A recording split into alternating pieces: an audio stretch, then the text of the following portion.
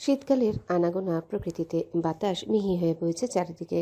কখনো সহনীয় গরম, তো আবার কখনো ঠান্ডা আবহ পরিবেশে। দোতলার খোলা থাই গ্লাসের জানালা বেয়ে সুরসুরিয়ে বাতাস এসে প্রবেশ করছে। সাথে বাগানে রোপণ করা বেলি, রজনীগন্ধা, গোলাপ ফুলের মিষ্টি ঘ্রাণ এসে প্রবেশ করছে নাসারন্ধ্রে। শীতল বাতাসে নুসরাতের গা হিম হয়ে না আসলেও জাইনের শান্ত চাহনিতে নুসরাতের গা বেয়ে ঠান্ডা বাতাস বয়ে গেল। পরিবেশ স্বাভাবিক করতে না চাইতেও ভ্যাটকানো দিল নুসরাত। তার এই মুহূর্তে মোটেও হাসি আসছে না, কিন্তু প্রয়োজন মনে হলো হাসি দেওয়া, তাই দিল। দাঁত বের করে জাইনের দিকে তাকিয়ে থাকতে থাকতে কানে ভেসে আসলো শান্ত স্বর। দাঁত ভেতরে ঢোকান, জঘন্য হাসি আপনার। নুসরাতের মুখ চুপসে নিল। আর চোখে চেয়ে টিপটিপে পা ফেলে বের হতে যাবে জাইন ধমকে উঠে বলল, স্টপ। নুসরাত দরজার মুখোমুখি দাঁড়িয়ে চোখ কিঞ্চিত কুচকালো। চোয়াল ঝুলিয়ে নিয়ে কিছু বলতে নিবে জাইন তর্জনী আঙ্গুল ঠোঁটে রেখে দেখালো চুপ। পরপর বলল, শাট আপ নুসরাত। নুসরাত মিনমিনিয়ে নিজে সাফাই গাইতে যাবে, জাইন জানতে চাইল। আপনাকে কি শাস্তি দেওয়া যায় বলুন তো? নুসরাত হে হে করে হাসলো, জিজ্ঞাসা করলো। মজা করছেন জাইন ভাই? জাইন দুপাশে মাথা নাড়ালো, ঠোঁট চেপে রেখে আওড়ালো। উহুম, আমি সিরিয়াস। নুসরাত ঠোঁট মুখ কুঞ্চিত করে জানতে চাইল। কি শাস্তি দেবেন জাইন ভাই? জাইন নিশ্চুপ ভঙ্গিতে দাঁড়িয়ে রইল। এক পা দুপা এগিয়ে গিয়ে দাঁড়ালো দরজার সামনে, যাতে নুসরাত দৌড় দিতে না পারে। বলল, সবার সামনে আপনাকে এক্সপোজ করব, মেজমাকে দেখাবো ওনার গুণধর মেয়ে কি করছেন ওনার অগোচরে। নুসরাত প্রথমে বলে ফেলল। তো আমি ভয় পাই নাকি? বলুন না আমাকে। কথা শেষ করে আকস্মিক মনে হলো কনভেনশন হলের ঘটনাটার কথা। যদি জানে কাহিনী করার পর এমন কাণ্ড করেছে, তাহলে তার মা জননী তাকে আস্ত রাখবে না। এমনকি এই বাড়ির মহিলা সমিতি সবাই মিলে তাকে পিটিয়ে তক্তা বানিয়ে ফেলবে। নুসরাত দাঁড়িয়ে দাঁড়িয়ে কল্পনা করলো তাকে বেঁধে পেটানো হচ্ছে, আর একপাশে দাঁড়িয়ে তাকে অবলোকন করে দাঁত কেলিয়ে হাসছে মাহাদি, আরশ, ইরহাম, আহান, এমনকি ওই আনিকাটাও। ও নুসরাতের চিন্তা আর বেশি দূর এগুলো না। জাইন দুপা বাড়াতেই নুসরাত লাফিয়ে উঠে বলল, ভাইয়া আপনার একটু লজ্জা লাগবে না আমার মতো অবলা এক শিশুকে মার খাওয়াতে আমজনতার হাতে? জাইন দুঠোঁট উল্টে নিষ্পাপ ভঙ্গিতে বলল, একদম না। আমার ভীষণ খুশি লাগবে আপনার মতো একজন বুড়ো শিশুকে জনতার হাতে পিঠা খাইয়ে। নুসরাত দু হাতে মাথা চেপে ধরল নাটকীয় ভঙ্গিতে, কণ্ঠে মেকি কান্নার ভাব এনে বলল, আমার পাপ কাজ ধর্মে সইব না সৈয়দ সাহেব। না, সই করুন। তারপরও আপনার আজ আমি একটা ব্যবস্থা করব। নুসরাত দুঃখী দুঃখী চেহারা বানালো, বলে উঠল। দয়া করে মহিলা সমিতির কাছে আমাকে দিবেন না। জাইন থুতনিতে হাত বুলিয়ে নিল, ভ্রু উঁচিয়ে শুধালো। যদি না দেই তাহলে কি করবেন আপনি? নুসরাত ঝটপট বলে দিল। আপনি যা বলবেন তাই করব। কথাটা বলে জিভ কাটলো, মনে মনে আওড়ালো। ইস, ভুল জায়গায় ভুল কথা বলে ফেলেছিস নুসরাত। জাইন নুসরাতের কথায় জিভ দিয়ে গাল ঠেলে ঈষৎ হাসলো, লাহুস্বরে বলে উঠল। কান ধরে উঠবোস করুন এক্ষুনি। নুসরাত অবিশ্বাস্য কণ্ঠে শুধালো। এখনই? জাইন মাথা নাড়িয়ে শক্ত গলায় বলল। Right now sister. নুসরাত চেহারা কাঁদো কাঁদো বানিয়ে ফেললো, বলল। এই বাচ্চাকে দিয়ে কান ধরে উঠবোস করাতে আপনার দিলে একটুও কষ্ট হবে না? না, কষ্ট হবে, বরঞ্চ ভীষণ ভালো লাগবে। নুসরাত দীর্ঘ শ্বাস ফেললো, রাগি রাগি চোখ মুখ করে একবার কান ধরে উঠবস করে চলে যেতে নিবে, জাইন দরজা আটকে দাঁড়ালো, ভ্রু উঁচিয়ে শুধালো। কোথায় যাচ্ছেন? বাড়িতে। 100 বার কান ধরে উঠবোস করুন, তারপর বাড়িতে যাবেন। না হলে আপনাকে ওই জানালা দিয়ে একদম ছুঁড়ে মারবো। নুসরাত নাক ফুলিয়ে কিছু বলতে নিবে, জাইন ইশারা করলো চুপচাপ কান ধরে উঠবস করে। শেষ পর্যন্ত কোনো পথ না দেখে নুসরাত হতাশ হয়ে কান ধরে উঠবস করতে শুরু করলো। জাইন ঠোঁট চেপে কোনো রকম হাসি আটকালো চুপসানো মুখখানা দেখে। মোবাইল পকেট থেকে বের করে নুসরাতের দিকে তাক করতে নুসরাত চেঁচালো। ভিডিও কেন করছেন? সমস্যা কি ভাই? কান ধরে চুপচাপ উঠবোস করুন।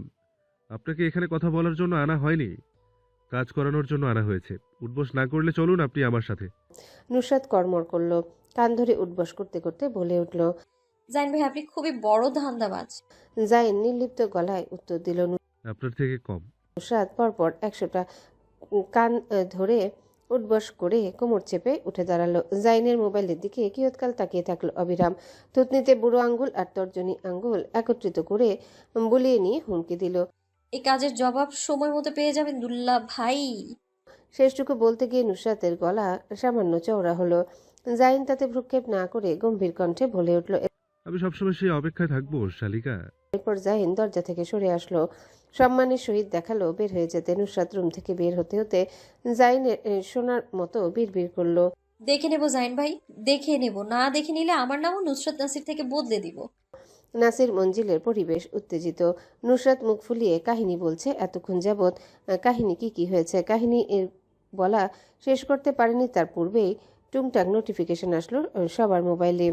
ইরহাম মোবাইল হাতে নিয়ে দেখলো, তারপর রেখে দিতে গিয়ে আবার তড়াক করে চোখ দাবিয়ে দেখলো ফ্যামিলি গ্রুপে কিছু একটা মেসেজ আসছে। ইরহামের বদৌলতে ইশরাতের বিয়ের আগের দিন এই গ্রুপটা খোলা হয়েছিল, যেখানে পরিবারের সব সদস্য আছে। গ্রুপে অপ্রত্যাশিতভাবে এই ভিডিও আসায় ইরহামের মনোযোগ ভ্রষ্ট হলো নুসরাতের কথা শোনা থেকে। এক ইরহাম নয়, সবারই হয়েছে।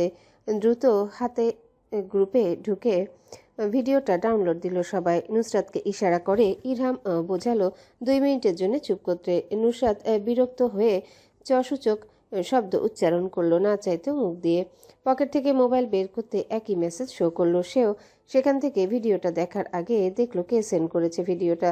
যখন জাইন লেখা নাম দেখলো তখন নুসরাত চোখ বন্ধ করে দীর্ঘশ্বাস ফেললো। তার সিক্স সেন্স বলছে ওই ভিডিওটাই জাইন ভাই দিয়েছে। সকলে ভিডিওটা দেখার শেষ হওয়ার পর থেকে নিজেদের মুখ চাওয়াচাই করছে। থমথমে পরিবেশ তখন সেখানে। সকলে নিজেদের ভেতরে থমথমে মুখে চাহনি দেওয়া শেষে দোতলা ড্রয়িং রুমে আনাচে কানাচে ফাটিয়ে হেসে উঠল। ইরহাম সর্বপ্রথম বলে উঠল, আল্লাহ মান সম্মান বাঁচাইছে। জাইন ভাই নুসরাতকে পুরো বাস দিয়ে দিল। আহান বলল, আল্লাহ বাঁচাইছে যায়নি আপুর কথা শুনে, না হলে আজ মান সম্মান নিলামে উঠত। ইশরাত বারবার ভিডিওটা পজ করছে, তারপর আবার দেখছে। দেখা শেষে সোফার উপর হাসতে হাসতে ঢলে পড়ছে বারবার। কিছু সময় ধরে এমন কাহিনী চলল তাদের মধ্যে। ইরহাম বলে উঠল, নুসরাতেরও তোর মান সম্মান তো পুরাই শেষ। নুসরাত নির্বিকার চিত্তে বসে থেকে গর্বের সহিত বলে উঠল। আমার মান সম্মান থাকলে না শেষ হবে। ইশরাত বলে উঠল, আর এটা তুই গর্বের সহিত বলছিস? নুসরাত, তোর সামান্য লজ্জা লাগছে না? নুসরাত ইশরাতের দিকে তাকিয়ে হেসে ফেলল, বলল, অবশ্যই না, আমার মোটেও লজ্জা লাগছে না। আর মান সম্মানের কথা আসলে আমি বলবো, কানে ধরে উঠবোস করে আমি নিজের প্রতি এমন গর্ববোধ করছি যে নিজেকে এখন গর্ববোধের ঠেলায় গর্ভবতী মনে হচ্ছে। নুসরাতের কথার ভেতর জাইনের আগমন ঘটল নাসির মঞ্জিলে। গায়ে এখনো জড়ানো তখনকার সাদা পাঞ্জাবি, রেড চেরির ন্যায় লাল টকটকে ঠোঁটগুলো দিয়ে অনবরত উঁচু আওয়াজে উচ্চারণ হচ্ছে। বেগম বেগম বেগম। নুসরাত দোতলার রেলিং ধরে প্রায় বাদরের ন্যায় ঝুলে পড়ল। ড্যাব ড্যাব করে জাইনের পানে তাকিয়ে ইশরাতকে বলে উঠল। বেগমের খোঁজে জনাব চলে এসেছেন। জাইন নিচ থেকে নুসরাতের দিকে কিয়ৎকাল তাকিয়ে থেকে জানতে চাইল। আমার বেগম কোথায়? নুসরাত নির্বিকার চিত্তে বলে উঠল। কাক উড়িয়ে নিয়ে গিয়েছে। জাইন উপহাস করে শুধালো। আর ওই কাকটা মনে হয় আপনি। নুসরাত উপর নিচ মাথা নাড়ালো। জাইনকে বলে উঠল, আপনি তো দেখি ভালো কথা বলতে শিখে গেছেন জাইন ভাই। এত চ্যাটাং চ্যাটাং কথা শিখলেন কি করে আপনি? আপনার শিক্ষকটা কে? আপনাকে বলতে বাধ্য নই। নুসরাত রেলিং ধরে দাঁড়িয়ে রইল। জাইন নিচ থেকে দোতলা বেয়ে উঠতে উঠতে ডাকলো। বেগম। ইরহাম ব্যগ্র আওয়াজে ইশরাতের পেছন থেকে বলে উঠল। জনাব এসেই বলবেন আপনি ঠিক আছেন ইসরাত। তখন বেগম উত্তর দিবে, হ্যাঁ জনাব। আহান সোফায় মাথা চেপে খিলখিল করে হেসে উঠল। জাইন উপরে এসে কিয়ৎকাল দেখল ইশরাতকে। এরপর কাউকে কোনো কিছু বোঝার সুযোগ না দিয়ে পেঁচিয়ে কাঁধে তুলে নিয়ে চলে গেল। নুসরাত হা করে তাকিয়ে থাকলো। আহান দু হাতে নিজের চোখ ঢেকে নিল। পর মুহূর্তে আবারও আঙ্গুলের ফাঁক দিয়ে উকি দিল সামনে কি হচ্ছে চুপি চুপি দেখার জন্যে। ইরহাম নুসরাতের পানে অবিশ্বাস্য চোখ বুলিয়ে নিয়ে বলে উঠল।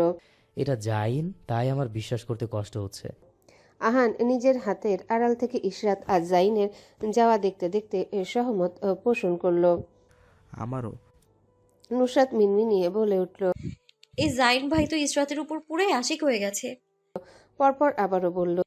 বেগমকে এসে জনাব নিয়ে চলে গেলেন কাঁধে তুলে, আর আমরা হা করে দেখা ছাড়া কিছুই করতে পারলাম না জীবনে। নুসরাতের কথায় আহান ইরহামের সমস্বরে মাওড়ালো। সহমত, সাদা সহমত। সকাল 6টায় টিকটিক করে ঘড়িতে বাজছে। জাইন ইশরাতকে নিয়ে সৈয়দ বাড়িতে আসতে গিয়ে এতক্ষণে হাজারো চর থাপ্পড় কিল ঘুষি খেয়েছে পিঠে ঘাড়ে, তবুও কাঁধ থেকে ইশরাতকে নামায়নি। বাইরে তখন ধিমি ধিমি কুয়াশা। সোসাইটিতে নীরবতা বিরাজমান। সৈয়দ বাড়ির অভ্যন্তরে প্রবেশ করার পর ইশরাতকে নিজের কাঁধ থেকে নামালো জাইন। ভ্রু নাচিয়ে জানতে চাইল। সমস্যা কি? ইশরাত চোখ দুটো পাকালো, বলে উঠল। লজ্জা শরম আপনার নেই? জাইন নির্দ্বিধায় বলে উঠল। লজ্জা নারীর ভূষণ, পুরুষদের থাকাটা বেমানান। ইশরাত কপালে ভাঁজ ফেলল, বলল। আপনি তো সত্যি আজকাল একটু বেশি কথা বলা শিখেছেন। সব কথার উত্তর আছে আপনার কাছে দেখছি। জাইন গোলগাল মুখটায় চোখ নিবিষ্ট করে বলে উঠল। আপনার বোনের প্রভাব পড়েছে আই থিঙ্ক। ইশরাত ভ্রুযুগলের মধ্যে ভাঁজ ফেলল। দরজা ঠেলে রুমের ভিতর ঢুকতেই জাইন বলে উঠল। সারা রাত ঘুমাননি, রেস্ট নিয়ে নিন। ইশরাত নিজেও মুখের উপর হাত রেখে হাই তুলল। জাইনের কথায় সহমত পোষণ করে বলে উঠল। হ্যাঁ, সত্যি মনে হচ্ছে ঘুমানো প্রয়োজন। জাইন অবাক কণ্ঠে শুধালো। সত্যি ঘুমিয়ে যাবেন? ইশরাত উপর নিচ মাথা নাড়ালো, বলে উঠল। তো ঘুমাবো না? না ঘুমিয়ে কি কাবাডি কাবাডি খেলবো? আজও 2 দিন ধরে ঠিকঠাক ঘুম হয়নি। কথা শেষে বিছানায় ধুপ করে গিয়ে শুয়ে পড়ল ইশরাত এক পাশ ঘেঁষে। এই মুহূর্তে ঘুমে সে চোখে কিছুই দেখছে না। জাইন চোয়াল ঝুলিয়ে তাকিয়ে থাকলো বিছানার দিকে, বিড়বিড় করে আওড়ালো। সত্যি ঘুমিয়ে পড়লো? বিয়ের সকল রীতিনীতি মেনে হওয়ায় সকালে নাস্তাও এসেছে নাসির মঞ্জিলের রীতিমতো। জাইন নিষেধাজ্ঞা জারি করে বলেছে বাজার থেকে ফ্রোজেন জিনিস এনে দেবে, কিন্তু তারপরেও নাজবিন বেগম মানা শোনেননি। উনি দিবেন মানে দিবেনই। নাজবিন বেগমের জোরাজোরিতে সকালে ঘুম বাদ দিয়ে নাস্তা তৈরি করতে সাহায্য করেছে নুসরাত। সকালে নাস্তা পাঠানোর কথা থাকলেও সবাই ঘুম দিয়েছে তখন, তাই আসরের সময় নাস্তাগুলো পাঠানো হয়েছে সৈয়দ বাড়িতে। নুসরাত ঘুমোতে যেতে যেতে বেজেছে 12টা। চোখ দুটো ঘুমের জন্যে খুলে রাখতে পারেনি। যখন ঘুম ভাঙল তখন সন্ধ্যা নেমে গিয়েছে। পড়ায় অন্ধকার হয়ে গিয়েছে ধরণী। নুসরাত ঘুম থেকে উঠে ফ্রেশ হলো, হাঁটাহাঁটি করে সামান্য নাস্তা পানি খেয়ে গোসল করতে ঢুকলো। গোসল শেষে মাথায় তোয়ালে পেঁচিয়ে হুডি চড়ালো গায়ে। তার শীত একটু বেশি অনুভব হচ্ছে আজ। ক্যাপ মাথায় দিয়ে ঢিলে ঢালা ছেলেদের ট্রাউজার পরে নিল। চোখে হাই পাওয়ারের চশমা লাগিয়ে নিয়ে হাতে নিজের প্রয়োজনীয় সামগ্রী নিল। চুইংগাম মুখে দিয়ে গা ছাড়া ভাব নিয়ে হাঁটলো সৈয়দ বাড়ির উদ্দেশ্যে। অতিরিক্ত ঘুমানোর জন্য তখন মুখ ফুলো ফুলো হয়ে উঠেছে, মুখ গম্ভীরতায় আটা। সৈয়দ বাড়ির গেট দিয়ে প্রবেশ করতে গিয়ে দেখা হলো হেলাল সাহেবের সাথে। দুজনার চোখাচোখি হতেই মুখ ঝামটা মেরে চলে গেল দুদিকে। নুসরাত যেতে যেতে গিয়ে ধাক্কা খেলো দরজার সম্মুখে দাঁড়ানো খুঁটির মতো দাঁড়িয়ে থাকা আরশের সাথে। বিরক্ত ভঙ্গিতে চোখ তুলে তাকাতেই দুজনার চোখাচোখি হলো। একসাথে দুজনকে শুধালো। কি সমস্যা কি? কথা শেষে দুজনের কপালে ভাঁজ ফেললো, একসাথে বলে উঠল। একদম নকল করবে না। নুসরাত আরশকে ঠোঁটে হাত রেখে চুপ দেখালো। পরপর খিটখিটে মেজাজে নিজের দিকে তর্জনী আঙ্গুল তুলে শুধায়। আরশ মাথা উপর নিচ নাড়ালো, বলল। এতক্ষণ যাবত তো নকলই করছিলে। নুসরাত হাঁ করে অহংকার করে শ্বাস ফেলল, দাম্ভিক স্বরে বলে উঠল। কোন দিক থেকে আপনাকে নকল করেছি আমি? আরশ বলে উঠল। সব দিক দিয়ে। নুসরাত ঠোঁটের কোণ উঁচিয়ে তাচ্ছিল্য করে হাসলো, বলে উঠল। ও রিয়েলি? তা শুনি কি করেছি নকল? আরশ গ্রীবা বাঁকিয়ে ঝুঁকে আসলো সামান্য, হিসিয়ে বলে উঠল। আমার পুরো আউটফুট, পুরোটা আমাকে। নুসরাত এবার ঠাহর করলো। তার আর আরশের দুজনের ড্রেস একদম একই রকমের, সামান্য হুডির কালার চেঞ্জ। আরশের লাইট কালার আর তারটা ডার্ক কালার। ট্রাউজারের দিকে চোখ যেতেই নুসরাত চেঁচালো। আপনি সেম ট্রাউজার কোথায় পেলেন? তোর বাপের চুরি করেছে? নুসরাত কপালে ভাঁজ ফেললো, বিরক্ত স্বরে বলে উঠল। বাপ নিয়ে টানাটানি কেন করছেন? আরশ হিসিয়ে বলে উঠল। তো টানাটানি করবো না? একমাত্র শ্বশুর বলে কথা। নুসরাত নির্বাক চেহারা বানিয়ে চেয়ে রইল সামনে। তার কাছে কথা বলার ভাষা নেই। আরশ নিজের মুখ সামান্য কাছে নিয়ে আসতে নুসরাত নিজেকে সামলে নিয়ে বলে উঠল। আপনার বাপ নিয়ে আমি টানাটানি করেছি কখনো? তো কর না, আমি কি না করেছি? নুসরাত দাঁত চেপে ধরে কড়মড় করে উঠল। কটমটে চাহনি নিবিষ্ট করে বলে উঠল। আপনি ভীষণ খারাপ, জানেন আপনি? না মাত্র তুই বলেছিস বলে জানতে পারলাম। নুসরাত দীর্ঘশ্বাস ফেলল, শিথিল কণ্ঠে বলে উঠল। আপনার সাথে কথা বলার ইচ্ছে আমার নেই, রাস্তা দিন। আরশ দরজা ব্লক করে দাঁড়ালো। আরাম করে দাঁড়িয়ে বুকে আড়াআড়ি হাত বাঁধল। নুসরাতের দিকে তাকিয়ে কিঞ্চিত হাসলো, বলল। রাস্তা বানিয়ে নে, আমি পারবো না। নুসরাত নাকের পাটা ফুলিয়ে দেখলো এই তেরা লোককে, ভৎসনা করে বলে উঠল। আপনি খুবই তেড়া একজন মানুষ। ঘাড়ের এত রগ এত তেড়া কেন? হ্যাঁ, তোর থেকে একটু বেশি সোজা আছে আমার রাগ। নুসরাত বিরক্ত স্বরে জিজ্ঞাসা করলো। আপনি এখানে দাঁড়িয়ে কি করবেন এখন? আরশ গম্ভীর গলায় বলে উঠল। তোর বাপের বাসর সাজাবো। নুসরাত ছাত করে উঠল। আকস্মিক আরশের বুকে 2 হাতে এক ধাক্কা মারল। কিছু বুঝে ওঠার আগে হুমড়ি খেয়ে পেছনে সরে গেল সে। অপ্রত্যাশিত ঘটনা থেকে আরও সামলে উঠতে যাবে নুসরাত আঙ্গুল তুলে শাসালো। শেষবারের মতো বলছি, সম্মান দিয়ে কথা বলবেন। আমার বাপ আপনার চাচা হয়, বুঝেছেন? এসব নস্টালজিক কথাবার্তা বললে আমার সামনে হাসবেন না আর, বেয়াদব। আমার বাপের বাসর সাজাবি কেন তুই? তোর বাপেটা গিয়ে সাজা। আরেকটা ধাক্কা লাগলো আরুষের বাহুতে। নুসরাত আরুষকে ধাক্কা মেরে পাশ কাটিয়ে ধুপতা পায়ে এগিয়ে যেতে একবার ঘাড় ঘুরিয়ে তাকালো। সোজা হয়ে দাঁড়িয়ে ঠোঁট বাঁকিয়ে হাসা আরুষের দিকে। তার দিকে একনিষ্ঠ তাকিয়ে থেকে ঘাড় কাত করে জিভ দিয়ে গাল ঠেলে হাসলো। সৈয়দ বাড়ির অভ্যন্তরে তখন মেহমানের আনাগোনা। ইশরাত শাওয়ার নিয়েছে কিছুক্ষণ পূর্বে। লিপি বেগম শাড়ি পরিয়ে দিয়েছেন। এরপর থেকে শাড়ি পরে টুকটুক করে ঘুরছে ইশরাত। জাইন রুমে চুপচাপ বসে থেকে কিছু ইমেল চেক করছিল, তাই তখনও শাড়ি পরা ইশরাতকে দেখেনি। সিঁড়ি বেয়ে হঠাৎ মাথায় আঁচল টেনে নামতে দেখা গেল ইশরাতকে। ঠোঁটে হাসি সামান্য। নতুন কনের নাকি মুখ গোমরা হয়ে থাকে, কিন্তু এই কনের ব্যাপারটা বিপরীত। সকলে অদ্ভুত চোখে দেখলেন ইশরাতকে। ইশরাতকে দেখা শেষে যখন নিজেদের ভেতর কথা বলতে যাবেন, সবার মাঝে ঠেলে ঠুলে আসরের মাঝখানে এসে নুসরাত ধুপ করে বসে গেল। বেয়াদবের মতো দুই পা সোফার উপর তুলে বসতে বসতে বলে উঠল। হ্যাঁ, কি বলেছিলেন বলুন। সবাই অদ্ভুত চোখে নুসরাতকে দেখে বলে উঠলেন। তুমি আবার এখানে টপকালে কিভাবে? নুসরাত তেরা কণ্ঠে বলল। ওই উড়ে এসে ছাদ দিয়ে টপকে গিয়েছে। নুসরাতের কথা কেউ কানে তুলল না। একজন ইশরাতকে স্বাভাবিকভাবে জিজ্ঞাসা করল। রান্না জানো তুমি? ইশরাতের কথা কেটে দিল নুসরাত। মুখের কথা একদম কেড়ে নিয়ে বলে উঠল। রান্না না জানলেও মানুষকে ভালো ফ্রাই রোস্ট করতে জানেন। মহিলাটা বিরক্ত হয়ে বলে উঠল। আমি ওকে জিজ্ঞেস করেছি, ও উত্তর দেবে। ওর উত্তর দেওয়ার তুমি কে? আমি মেয়ে বাড়ির লোক, ছেলের বাড়ির চগলখোর চাচি মামিদের আচরণ দেখতে এসেছি। এখন মেয়ে কোথায় বিয়ে দিলাম সেটা তো দেখে নেওয়া উচিত একটু খুঁটিয়ে, তাই না? মহিলাটা নুসরাতের কথার বিপরীতে বলে উঠলেন। বিয়ে দেওয়ার আগে খতিয়ে নেওয়া উচিত ছিল, এখন কেন নিচ্ছ? নুসরাত বলল। আসলে ওই ব্যাপারটা একটু বেশি ক্যাজুয়াল। আমি আর আমার বাপ তো আর ক্যাজুয়াল না, তাই বিয়ের পর পাড়ার কুচুটে কাকিদের খোঁজ নিব ভাবছি। মহিলাটা বিরক্ত হয়ে কথা বাদ দিয়ে দিল। নুসরাত এসবে থোড়াই পাত্তা দিল। চোখ উল্টে নিয়ে বসে রইল। নুসরাতের সাথে কথা কাটাকাটি হওয়া মহিলা ঠিকই আরেক মহিলার সাথে কথা বলছিলেন। মেয়ের চেহারা বেশি ফর্সা হাত পায়ের তুলনায়। ওই মহিলাটি সহমত পোষণ করে বলে উঠলেন। নুসরাত এদের কানাঘুষা করতে দেখে একদম কান লাগিয়ে শুনছিল কথাগুলো। দুজনের কথা শেষ করে শ্বাস ফেলতে পারল না। নুসরাত ব্যঙ্গাত্মক গলায় বলে উঠল।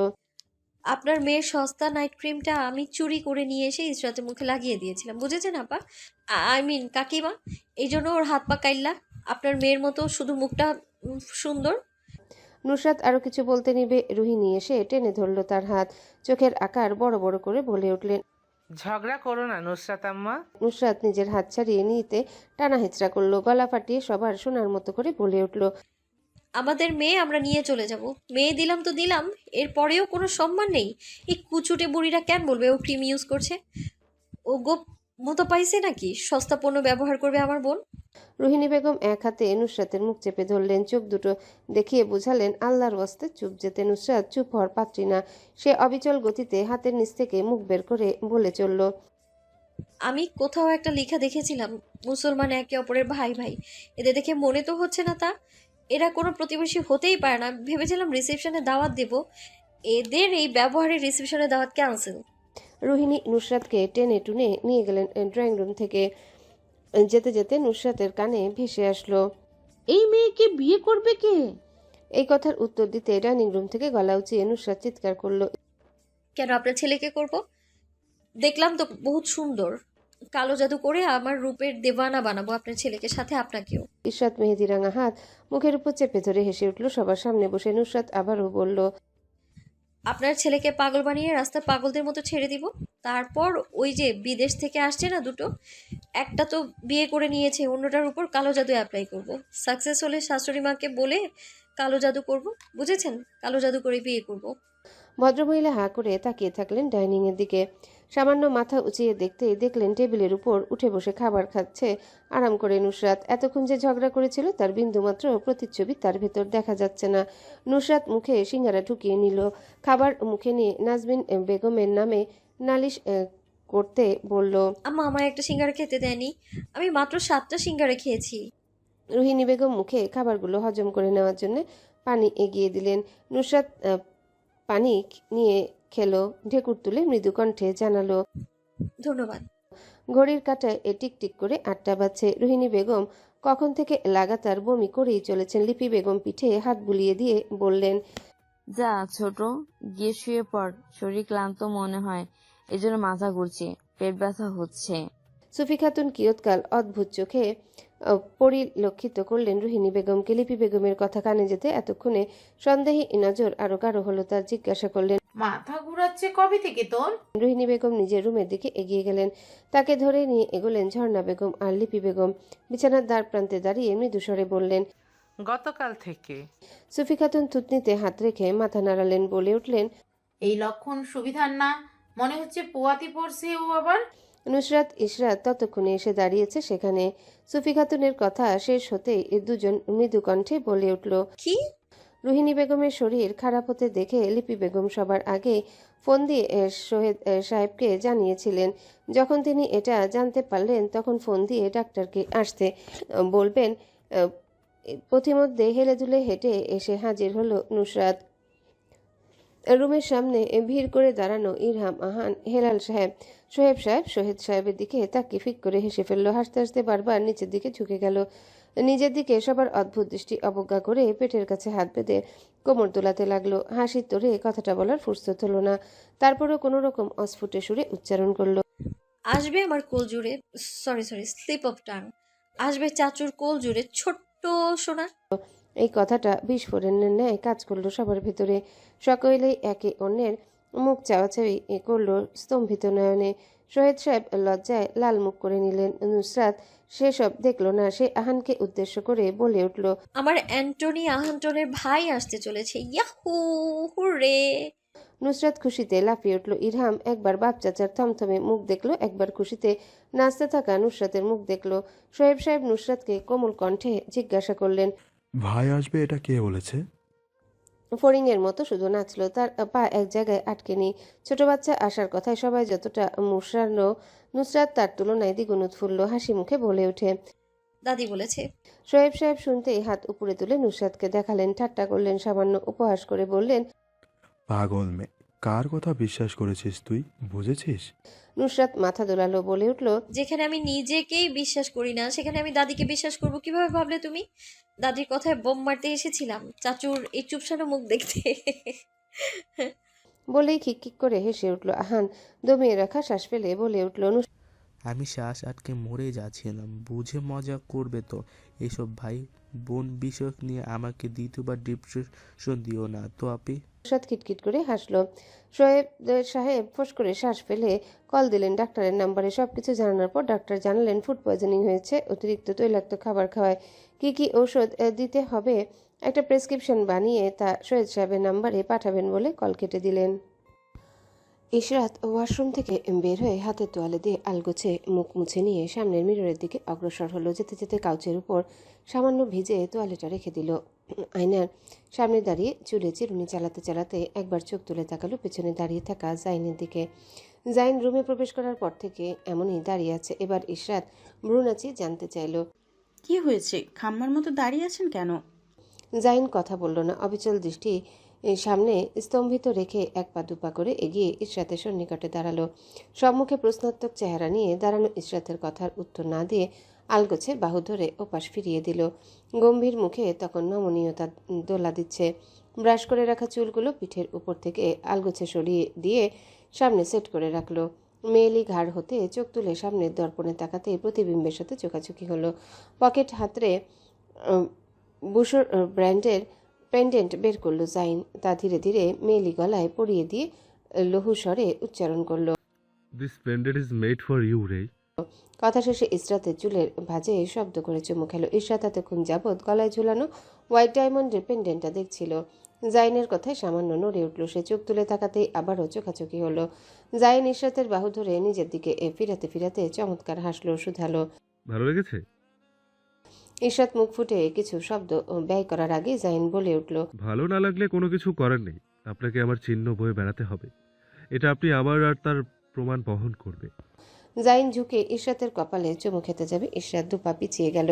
আকস্মিক বাধা দেওয়ার কারণ জাইন খুঁজে পেল না। কপালে সামান্য ভাঁজ ফেলে জানতে চাইল। সমস্যা কি? কথা শেষ করে এগিয়ে আসলো ইশরাতের সম্মুখে। দু হাতে বাহু চেপে ধরতে যাবে, ইশরাত আবারও সরে গেল দূরে। জাইন এবার সামান্য বিরক্ত হলো, শুধালো। ইশরাত, সমস্যা কি বলবেন আমায়? ইশরাত ভ্রুযুগলের মাঝে ভাঁজ ফেলে বলে। আমাকে বলার সুযোগ দিলে তো আমি বলবো। জাইন বুকে আড়াআড়ি হাত বেঁধে শুধালো। আমার স্পর্শ খারাপ লাগছে? ইশরাতের সহজ গলা। জি না। জাইন কপালের মধ্যেখানে ভাঁজ ফেলে গম্ভীর কণ্ঠে প্রশ্ন করলো। অস্বস্তি হচ্ছে? ইশরাত এবারও না বোধক মাথা নাড়িয়ে বলল। জি না। বিরক্ত কণ্ঠে জাইন জানতে চাইল। তাহলে সমস্যা কি? ইশরাতের নিরুদ্বেগ কণ্ঠস্বর। আমার দেনমোহর আপনি এখনো আদায় করেননি। কথা শেষে মেলি কোমল হাত বাড়িয়ে দিল পুরুষালী দেহের সম্মুখে, বলে উঠল। দেনমোহর দিন। জাইন পকেট হাতালো, না কিছুই নেই। ইশরাতের দিকে তাকিয়ে অসহায় কণ্ঠে বলে উঠল। আগামীকাল দেই। ইশরাত ঠোঁটের কোণে হাসি ফুটিয়ে বলল। এক্ষুনি চাই, দেনমোহর দিন, নাহলে স্পর্শ করার অনুমতি দিব না। জাইন শ্বাস ফেলল, ইশরাতের পানে দৃষ্টি নিবিষ্ট করে বিরস কণ্ঠে বলল। দিচ্ছি দেনমোহর। ইশরাত ভ্রু উঁচিয়ে শুধালো। এখন টাকা কোথায় পাবেন আপনি? জাইন ইশরাতের দিকে তেরছা চোখে তাকিয়ে গম্ভীর কণ্ঠে বলে ওঠে। আমি তো ফতুর, টাকা কোথা থেকে? সঠিক, আপনার কথা সত্যি তো, টাকা পাবো কোথা থেকে? জাইন গালে হাত দিয়ে মেকি ভাবনার ভান করলো। ইশরাত জাইনের বাহুতে ঘুষি মেরে বলে উঠল। নাটক কম করুন।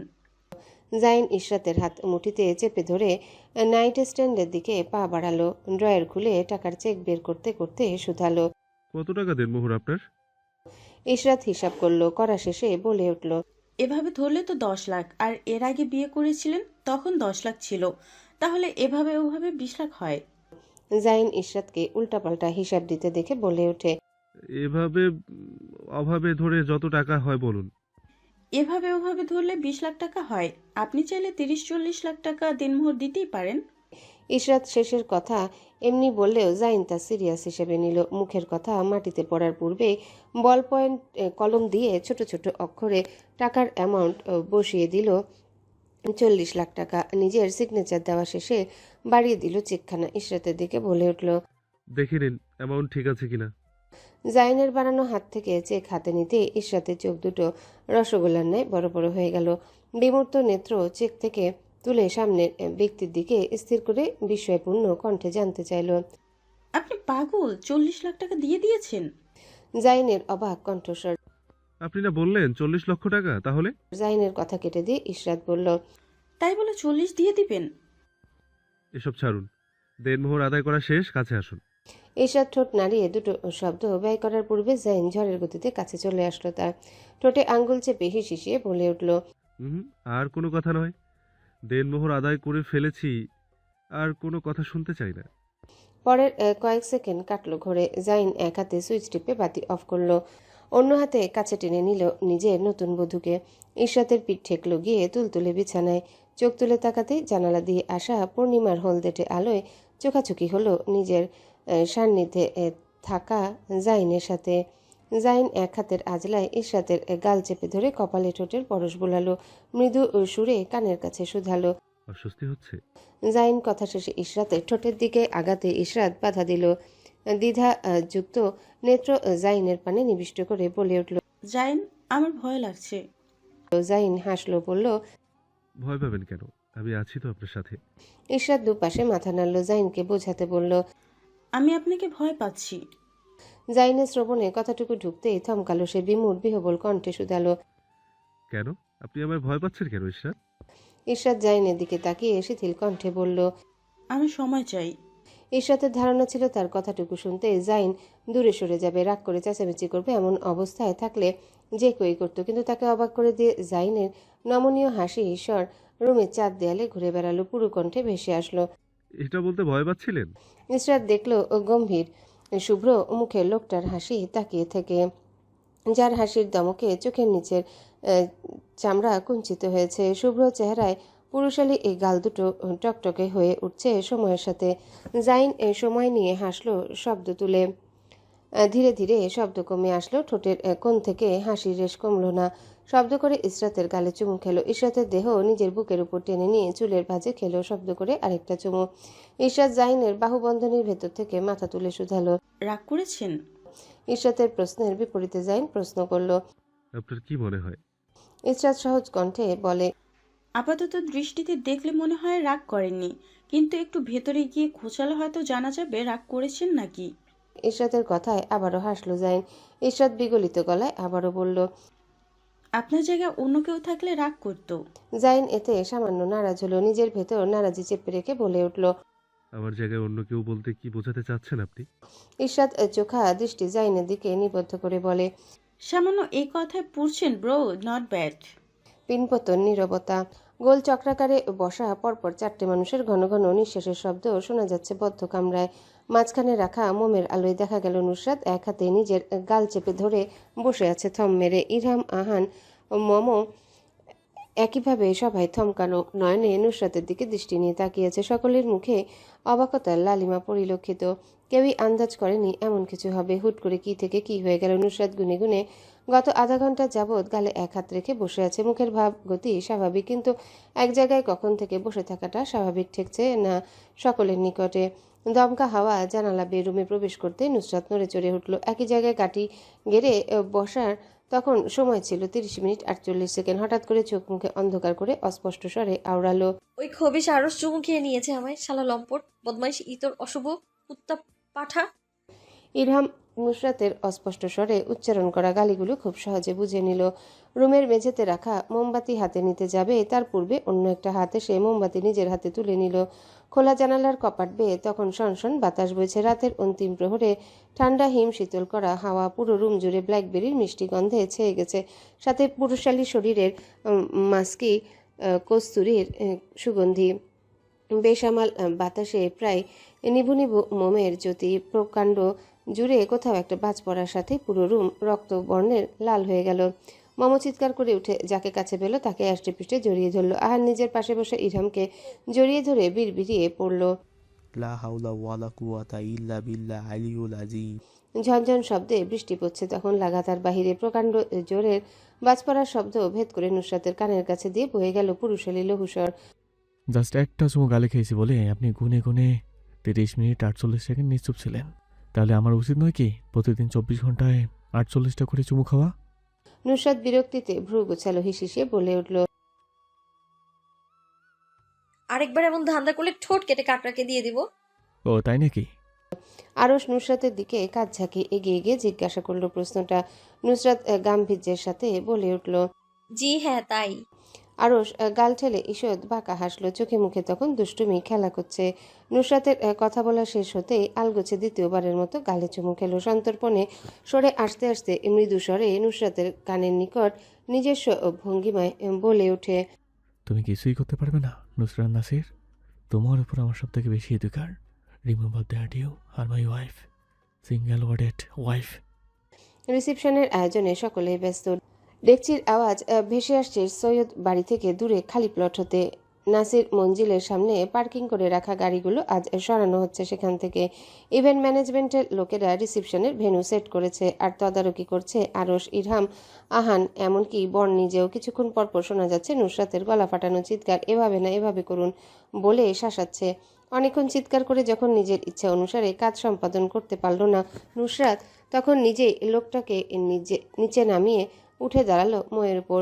সুন্দর মতো কাঁচা ফুলগুলো ডাবল সাইডের টেপ দিয়ে আটকে দিয়ে লাফিয়ে নিচে নেমে এলো। হাত ছেড়ে বলে উঠল। এইভাবে লাগাতে হয় ফুল, বুঝেছো?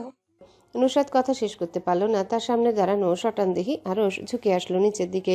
সুগভীর কণ্ঠস্বরে বলে উঠল। না বুঝিনি, বুঝিয়ে বলুন প্লিজ। নুসরাত আরশের কথা কানে তুলল না। এক প্রকার দৌড়ে ওই স্থান থেকে পালালো। বিড়বিড় করলো এমনভাবে দূরে দাঁড়ানো ইভেন্ট ম্যানেজমেন্টের ম্যানেজার শুনে ফেললো তার বিড়বিড়িয়ে বলা কথাটুকু। সে বলছে, আরশ ভাইয়ের মাথা খারাপ হয়ে গেছে, এবারে তো ইমরান হাশমিকেও পেছনে ফেলে দিচ্ছে অসভ্যতায়। দিনটুকু কেটে গেল ব্যস্ততায়। সকালের পর আর নুসরাতের দেখা পেল না আরশ। তার থেকে লুকিয়ে চুরিয়ে থাকলো সে। সন্ধ্যার সময় থেকে শুরু হলো বাহির থেকে আনা বাবুর্চিদের রান্নার তোড়জোড়। কিছু মহিলাদের আনা হলো পেঁয়াজ, রসুন, আদা বাটার জন্য। বাড়ির মহিলারাও তখন হাতে হাতে কাজ এগিয়ে দিচ্ছিল সবাই। রিসেপশন শুরু হলো সন্ধ্যা আজান শেষ হতে। প্যাস্টেল ব্লু কালার গ্রাউন্ড পরিহিত ইসরাতকে যখন ভেন্যুতে নিয়ে আসা হলো তখন রং বেরঙের আলোয় তাকে অপ্সরার মতো সুন্দর লাগলো। বংশীয় ঐতিহ্যে গৌরবপূর্ণ মানুষের ভেতর থেকে আলাদা আলোকসজ্জার সৃষ্টি হলো। জাইনের পরনে তখন স্যুটকোট, পুরুষালী চাপদারি। বিশিষ্ট মুখটা থেকে অশৈগিক জ্যোতি ছড়াচ্ছে। সুন্দর করে ব্রাইডগ্রুমকে ওয়েলকাম করা হলো ভেন্যুতে। বাফেটে যেমন খাবার সাজানো থাকে তেমনি একপাশে সুন্দর মতো করে সাজানো হলো খাবার। দূর হতে তখন বাতাসে ভেসে আসছে বিরিয়ানির খুশবু। অনুষ্ঠান যখন শুরুর দিকে তখনই বাদল বিপত্তি। দেখা গেল টিস্যুর কমতি, সাথে বিদ্যুতের সমস্যার জন্য বারবার আলো জ্বলছে নিচ্ছে। টিস্যু আনার জন্য নাজবিন বেগম পাঠাতে চাইলেন আহানকে। সৌরভী আগ বাড়িয়ে বলে উঠল, আমি নিয়ে আসি। সকলে মাথা নাড়ি সায় দিল টিস্যু আনতে যাওয়ার জন্য। এর মধ্যে বিঘ্ন সৃষ্টি করতে চাইলেন নিজাম শিকদার। নাতনিকে চোখ রাঙিয়ে বাধা দেওয়ার প্রচেষ্টা করলেন। সৌরভী সেসবে তোয়াক্কা না করে হেলে দুলে দ্রুত পদক্ষেপে অগ্রসর হলো নাসির মঞ্জিলের উদ্দেশ্যে। রাত 8টা থেকে বিদ্যুতের সমস্যা দেখা দিয়েছে নাসির মঞ্জিলে। এত জ্বালাতন করছে কেন আজ? কারণ কেউ খুঁজে পেল না। নুসরাত মনে করলো মেন সুইচের তারে কোনো সমস্যা দেখা দিয়েছে। নিজেই মেন সুইচ চেক করতে লেগে পড়ল। ইরহামকে নাসির মঞ্জিলের যাওয়ার কথা বললে সে সাফ সাফ না করে দিল, সে যাবে না। কিন্তু নুসরাতের জোরাজোরিতে হার মেনে যেতে বাধ্য হলো। তারপরে শুনতে হলো নুসরাতের কান সাজানো কথা, যা শালা, মেইন সুইচের সমস্যা দেখা দিচ্ছে, স্ক্রু ড্রাইভার নিয়ে আয়, পরে ব্লাস্ট হয়ে যাবে। দেখি খুঁটিয়ে মেইন সুইচে কি সমস্যা। ইরশাদ নুসরাতকে বোঝাতে পারল না যে মেন সুইচে কোনো সমস্যা নেই, কিন্তু নুসরাত বুঝতে যেন চায় না। কানে তুলো গুজে বলল, যেতে বলেছি না তোকে, যাবি তুই। ইরহাম নাকশিটকে নাসির মঞ্জিলের ভিতর যেতে যেতে সতর্ক কণ্ঠে আওড়ায়, পণ্ডিতি করবি না একদম, আমি না আসার আগ পর্যন্ত। পরে দেখা যাবে পুরো ডেন্নুর আলো চলে গেছে। নুসরাত অহংকার দেখিয়ে বলে, আমাকে একদম নেগলেক্ট করবি না ইরহাম, আমি সব পারি। এই নুসরাতের বাঁ হাতের খেল কারেন্টের জিনিস ঠিক করা। হ বইন, এটা তো গাড়ির চাকা, তুমি একটা খুলে আরেকটা লাগাই দিলা। নুসরাত বিরক্ত হয়ে খ্যাক করে উঠল, বলল, জ্ঞান না ঝেড়ে স্ক্রু ড্রাইভার নিয়ে আয়। ইরহাম যেতে যেতে আবারও সতর্কীকরণ দিয়ে গেল। পণ্ডিতি করবি না বলে দিলাম। নুসরাত ইরহামের কথা শোনার পাত্রী না। সে চোখাদৃষ্টিতে তাকিয়ে মেন সুইচ লক্ষ্য করলো। অনেকক্ষণ যাবৎ লক্ষ্য করলো কোমরে হাত দিয়ে। ইরহামের অপেক্ষায় হাঁসফাঁস করলো। না আসলো না ইরহামকে মেসেজ দিল। সে রিপ্লাইতে বলল, আসতেছি ভাই।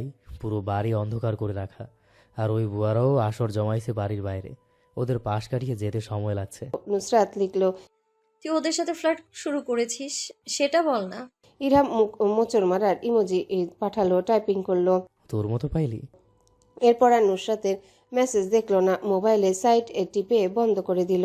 ফ্ল্যাশ লাইট জ্বালিয়ে ড্রয়িং রুমে সুইচ টিপে লাইট জ্বালালো। ধীর পায়ে অগ্রসর হলো স্টোর রুমের ভিতর পা রাখতেই সৌরভীর সাথে চোখাচোখি হলো।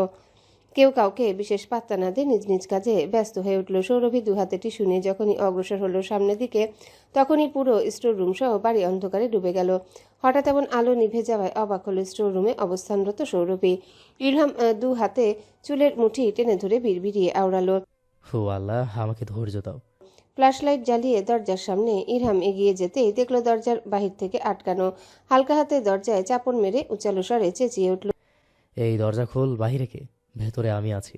ইরহামের চিৎকারের আওয়াজ শুনে সৌরভীর পদক্ষেপ দ্রুত হলো। জিজ্ঞাসা করলো বিরক্তি নিয়ে, হয়েছে কি তোমার, চেঁচাচ্ছ কেন? ইরহামের কুঞ্চিত করে রাখা চেহারার দিকে তাকিয়ে থমকে গেল সৌরভী। পুরুষালী গম্ভীর মুখখানা অবলোকন করতে ঠোঁটগুলো থেমে গেল আপনা আপনি। ইরহাম এর ধরে রাখা মোবাইলের ফ্ল্যাশ লাইট অনুসরণ করে সামনে তাকাতেই সৌরভী নিজেও চিৎকার দিয়ে উঠল, অবাক সুরে শুধালো, দরজা বন্ধ করলো কে? মেয়েটার এমন প্রশ্নে ইরহাম নিজের নাক উঁচুতে তুলে তিক্ত কণ্ঠে চেঁচিয়ে উঠল, আমি করেছি বন্ধ। কিন্তু তুমি তো ভেতরে, বাইরে থেকে বন্ধ করলে কি করে? সৌরভী কথাটা বলে জিভ কাটল। মেকি হাসি ঠোঁটে ঝুলিয়ে চোখ তুলে স্বাভাবিক হাসার চেষ্টা করলো, হলো না। ইরহাম দেখল না সেসব। একে তো রুমে ভ্যাপসা গন্ধ, সাথে গায়ে পরিহিত কাপড়ের জন্য তরতর করে ঘামছে শরীর। এই মুহূর্তেই বদ্ধ রুম থেকে বের হয় তার মেন ফোকাস। মোবাইলটা সৌরভীর দিকে বাড়িয়ে দিয়ে বলে, এইটা নাও, দরজার দিকে ধরো। সৌরভীর হাতে মোবাইল ধরিয়ে দিয়ে নিজের বাহুর সাহায্যে ধাক্কা দিল দরজায়। ধাক্কার জোরে দরজা সামান্য পরিমাণ নড়ল না। সৌরভী নিজের গলা উঁচিয়ে চেঁচালো, ওপাশে কেউ আছেন? আমরা ভেতরে আটকে গেছি, প্লিজ দরজা খুলুন। ইরহাম কর্মর করে বলে উঠল। চুপ, একদম চুপ। চেঁচাচ্ছ কেন? সৌরভী অবাক কণ্ঠে বলে, তো চেঁচাবো না, না হলে বের হব কিভাবে? হ্যাঁ, তোমার তো দাদি আম্মা বাহিরে বসে, উল্টোপাল্টা বলবে না, তার কি ঠিক আছে? ইরহামের কথার বাবার্থ যখন বুঝলো সৌরভী, তখন জিহবায় কামড় দিল। মাথা নাড়ালো উপর নিচ। সে বুঝেছে বলে জিজ্ঞাসা করলো, এখন কি করব তাহলে? এখান থেকে বের হওয়ার উপায়? নুসরাতকে কল দাও, বলো এসে দরজা খুলে দিতে। ইরহামের কথা শেষ হতেই সৌরভী মোবাইল অন করে ফোন দিতে যাবে, স্ক্রিনে গ্রিন লাইন এসে মোবাইল বন্ধ হয়ে গেল। ইরহাম বন্ধ দরজায় ধাক্কা দিতে বিড়বিড় করল। শাওয়ার সব বিপদ আজ হওয়ার ছিল। অন্ধকার ভেন্যুতে চাপা হই হুল্লোড়, চারিদিকে মানুষের কথা, চাপা গুঞ্জন। নাসির সাহেব জেনারেটর চালু করার কথা বলতেই একজন বলে উঠল, মেন সুইচ কেউ বন্ধ করে দিয়েছে চাচা। গলাটা আরমান শিকদারের। মাহাদি নিজের মোবাইলের ফ্ল্যাশলাইট জ্বালাতেই শাহেদ খান এসে তার পাশে দাঁড়ালেন। কারো সংস্পর্শে নিজের কাছে উপলব্ধি করতে ঘাড় বাঁকায় মাহাদি। বাবাকে পাশে দাঁড়াতে দেখে মৃদু হাসির প্রচেষ্টা করল। পরপর আবারও বাবার হাত পিঠে অনুভূতি হতে ভ্রু উঁচিয়ে শুধালো, কি হয়েছে বাবা? শাহেদ খানের চোখে নমনীয়তা থাকলেও কণ্ঠস্বরে রুক্ষতা। নিজের বাড়িতে যাবে না? মাহাদি আমতা আমতা করে বলল, হ্যাঁ যাব তো। কবে? পরপর কঠিন স্বরে ছেলেকে শুধালেন শাহেদ খান।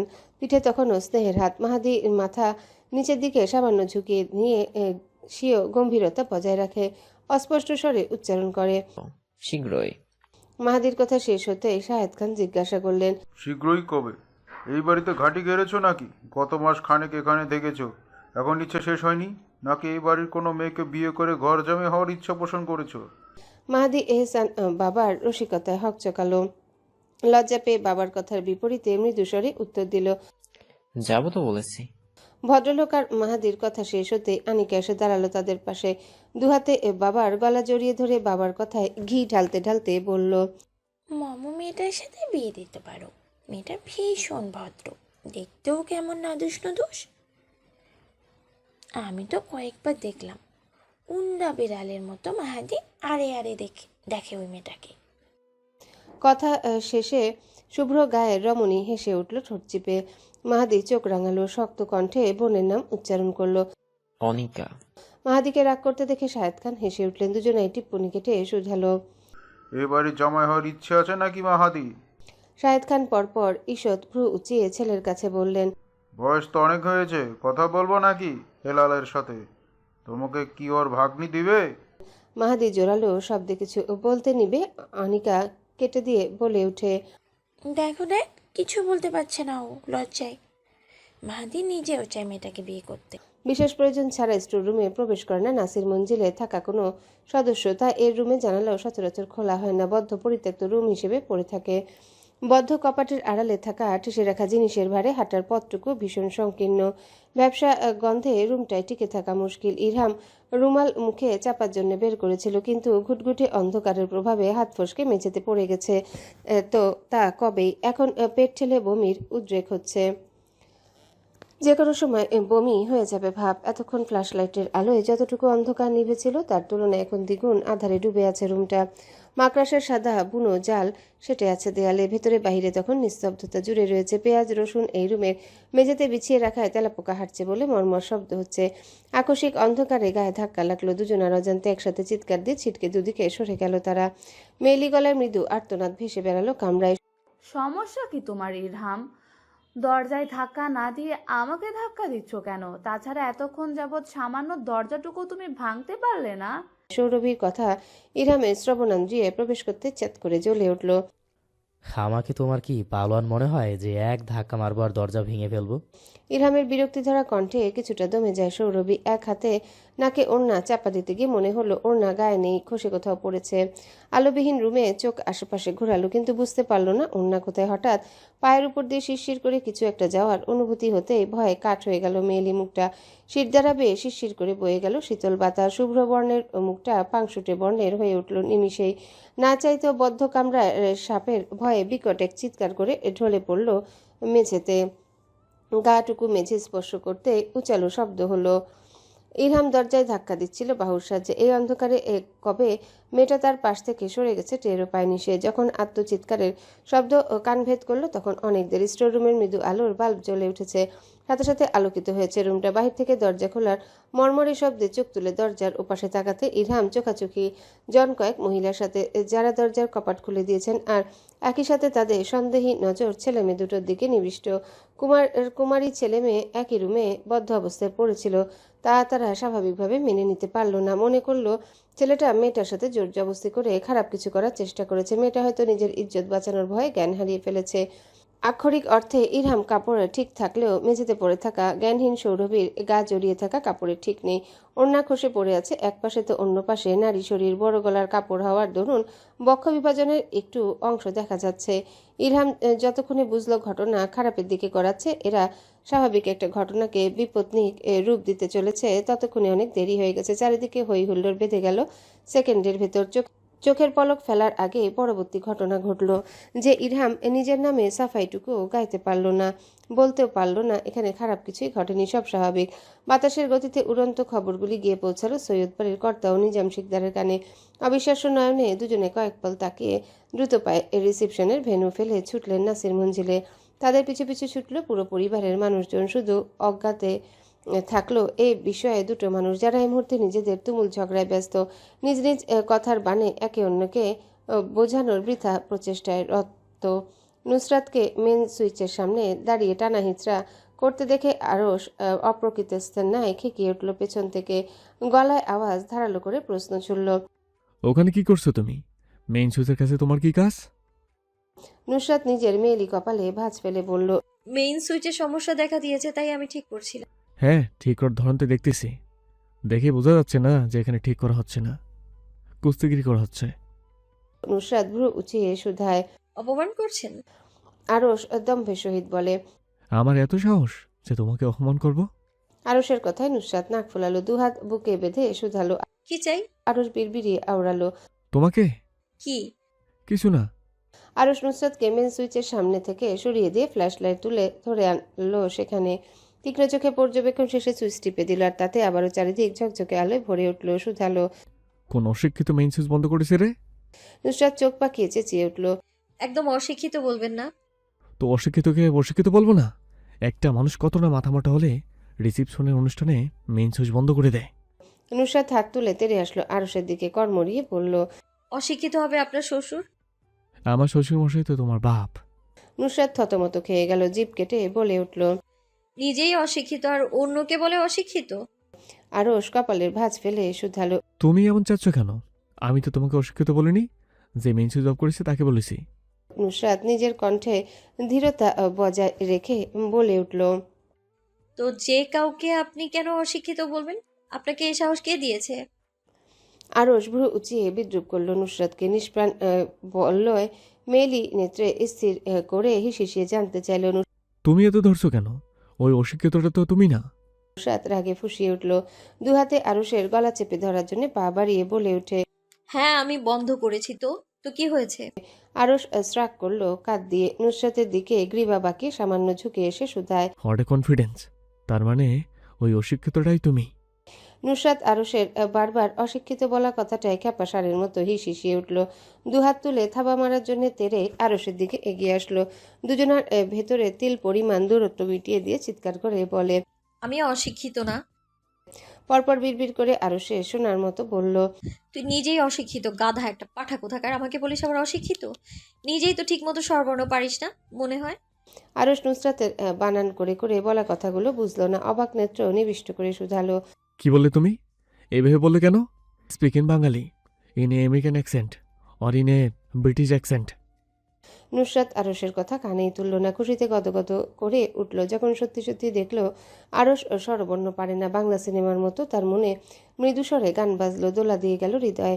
সামনে দাঁড়ানো স্তম্ভিত আরশকে ভালো করে বাজানোর জন্যে এবার একই পন্থা অবলম্বন করলো। তোরা তো অশিক্ষিত, সরয় সরয়া ক খ পারিস না, মূর্খ, স্বরবর্ণ ব্যঞ্জনবর্ণ শিখার বয়সে প্রেম করলে তো এইসবই হবে, খাইসটা একটা। নুসরাত কথাগুলো বানান করে করে বলে শেষ করলো। সামনে দাঁড়ানো আরশ নুসরাতের কথা কিছুই বোধগম্য হলো না। সে বলল, স্পষ্ট শুদ্ধ বাংলায় বলো। আসছে আমার নবাবজাদা, ওনার জন্য বাংলায় বলবো? বলবো না বাংলা, এই ভাষায় আমি কথা বলবো। আরশ চেঁচালো, আর নুসরাত তুমি ভালো কিছু বলছো না, আমি জানি। তো জানলে কি হবে, আমি তো বলবো। আরশ ক্যাপাটে সারের মতো এগিয়ে এসে নুসরাতের দুই বাহু চেপে ধরল, শক্ত কণ্ঠে বলল, বাংলায় বলো। অশিক্ষিত শিখিসনি কেন বাংলা? পারবো না বাংলা বলতে। আরশ রাগে চোখে মুখে সব অন্ধকার দেখলো, কটমটিয়ে বলল, তুমি কি মনে করো আমি বাংলা শব্দের উচ্চারণ করতে পারি না? আমি সব জানি। নুসরাত ভ্রু উঁচিয়ে বাহবা দিল, আবারও বানান করে করে বলল, ভালো, খুব ভালো। চেঙ্গিস খানের বাচ্চা, অশিক্ষিত কোথাকার। তুই স্বরবর্ণ পারিস না, আমি কি করব? আজ থেকে তোর সাথে এভাবেই কথা বলবো, তাহলে আর তুই কিছুই বুঝবি না। নুসরাতের কথা শেষ করে গদগদ করে উঠল। নিজেকে বাহবা দিল কিভাবে এই ব্যাটাকে জব্দ করছে। আরশকে বিদ্রুপ করে নিজ মনে বিড়বিড় করে, শিখিসনি কেন স্বরবর্ণ ব্যঞ্জনবর্ণ? এবার বোঝ বেটা। নুসরাত আর আরশে ঝগড়া ভেতরে দূর হতে দৌড়ে দৌড়ে আসলো আহান। চিৎকারের আওয়াজ অনেক জোরালো, বারবার উচ্চারণ করছেন, সর্বনাশ হয়ে গেছে, সর্বনাশ। হ্যালো বন্ধুরা, পরবর্তী পার্ট খুব তাড়াতাড়ি আসবে, তো সবাই অপেক্ষায় থাকো। আর চ্যানেলটি যারা এখনো সাবস্ক্রাইব করোনি তারা পরবর্তী পার্ট দেখার জন্য চ্যানেলটি সাবস্ক্রাইব করে রেখো। ধন্যবাদ সবাইকে, আমাদের সাথেই থেকো।